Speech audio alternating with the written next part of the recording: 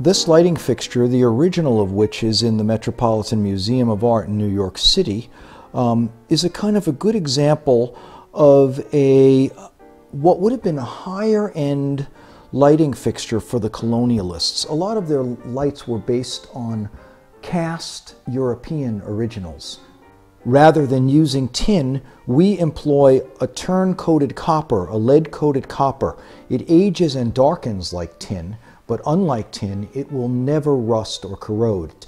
With this piece, because we're UL listed, we like to make everything so if there's a problem, it's all completely detachable. We can repair it, we can restore it if it gets broken. If it's in your house and somebody swings off of it at a wild party, we can fix it later without having to completely deconstruct the entire lighting fixture. When we make the fixture, we began by putting the pieces together in portions.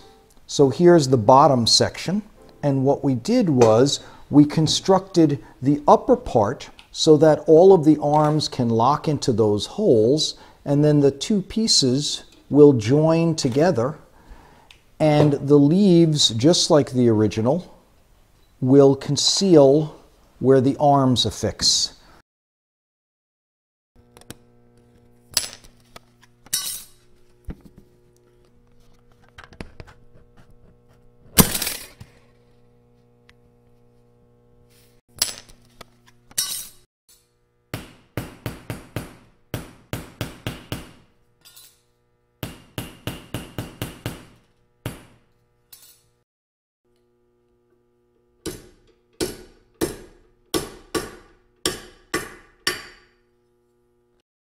One really important and unique thing about our lights is that all of the wiring on these is completely concealed. In many of our competitors' models, the wiring sits outside the lighting fixture.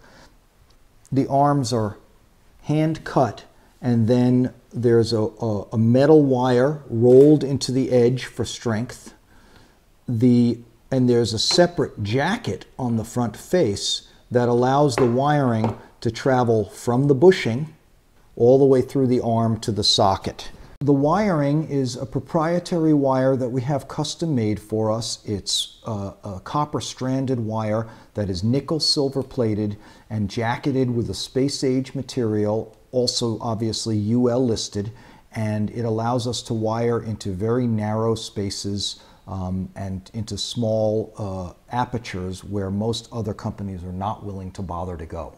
We can wire the entire piece up with the socket. In this case, you can see the raw socket. And here it is again on the smaller upper tiered arm with a wax candle sleeve and a small flame tip bulb. The center body of the fixture would then be affixed to the lower portion. The same thing would take place on the upper tier of the chandelier. The whole process for a fixture like this, now that we've worked out all the patterning and drafting, takes us about 4 to 6 weeks to do. There are probably close to 100 pieces that go into this one given chandelier.